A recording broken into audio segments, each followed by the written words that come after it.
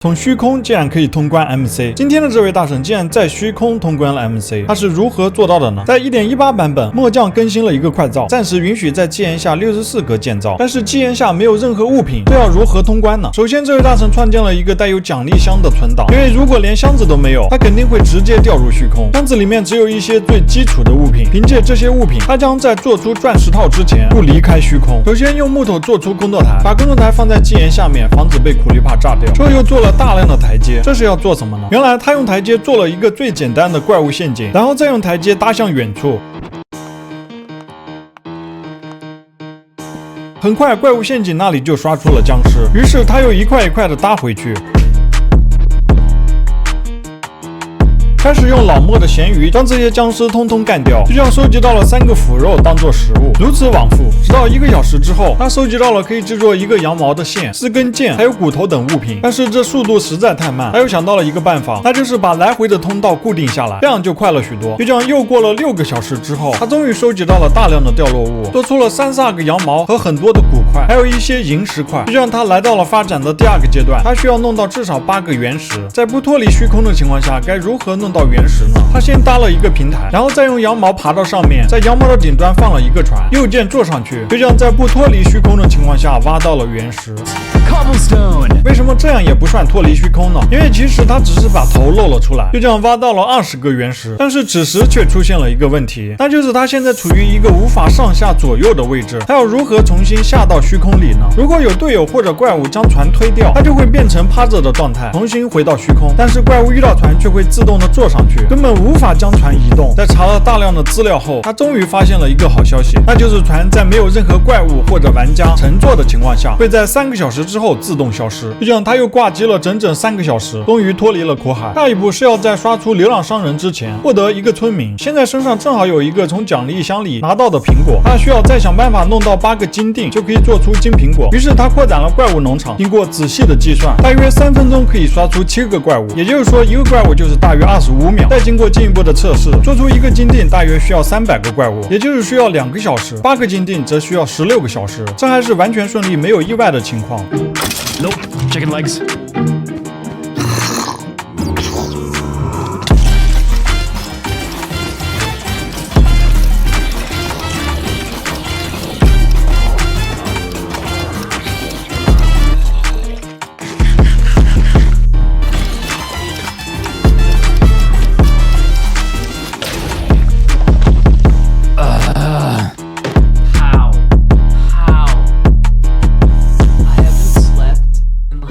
Hours. This is so stupid. 平台就这样意外的被炸了，他不得不重新搭建，开始用最原始的方式刷掉落物。Frick, more gold. Oh my gosh, I'm getting so unlucky. I see some. How? How? Come on, come on. Yes, yes, I see it, I see it. 就让总共刷了怪物掉落的72个精致护甲，烧制了72个精力，做出8个金锭，合成了金苹果。下一步就是要等待刷出僵尸村民，但是没想到却先刷了一个女巫。又过了一段时间之后，终于看到了僵尸村民。I see one, I see one. I had to be really careful. If a creeper or skeleton shot it or blew it up, I wouldn't have a sword or enough arrows to do this again. Punching them by hand, I'd lose too much time. It had to be this one. Wait, no! What? No, no! He's alive, he's alive! Go, go, go! The witch is gone. He's not coming. Okay, bye. I need to bait him to come up. Yes, yes. Alright, get in. Come on, come on. 就这样终于抓到了一个僵尸村民，后来又抓了一个女巫。Come here. 玩家距离女巫3格之内，女巫就会有25%的几率喷洒虚弱药水，然后立即把金苹果喂给僵尸村民。Yes, yes. Okay, I need to kill her. Come on, if that villager changes before the witch is dead, it's gonna... Ooh, I shouldn't die either. Yes, yes, yes! It worked, it worked. Oh, I'm nuts. I hate this challenge. 虽然这个村民是个傻子，但是后来他做了一个织布机，改变了村民的职业，就这样可以用羊毛跟村民交易了。下一步就是获得流浪商人，用跟村民交易获得了绿宝石，从流浪商人那里买东西。流浪商人会刷在玩家周围的48格之内。为了制作更多的羊毛跟村民交换绿宝石，他又建造了一个蜘蛛农场。MC 每20分钟会尝试刷一次流浪商人，在等待一段时间之后，终于发现了一些端倪。 Where is he? Oh, he fell off. Oh my gosh, that was like an hour of waiting. How? Oh, and a spider, great. How did they even spawn? Wait.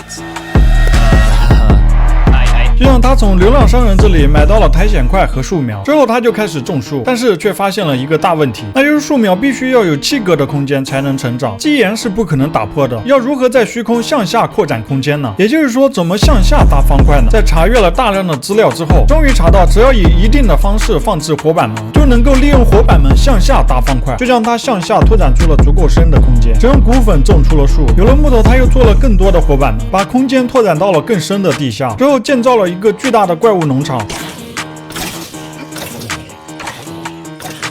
就这样刷到了大量的基础物资，之后又刷出了更多的流浪商人，交易出了橡树苗，用苔藓块感染石头，得到了更多的苔藓块，收割橡树，终于得到了更多的苹果。之后又困住了一个僵尸村民和女巫，用金苹果治愈了第2个村民，就这样让2个村民繁殖出了大量的村民，又用同样的方法卡进基岩，拿到了岩浆。 Okay, nothing this way. Lava. Yes.